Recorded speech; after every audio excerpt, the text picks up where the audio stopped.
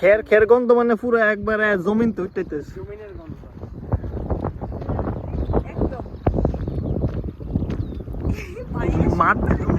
মাটির একটা গন্ধ।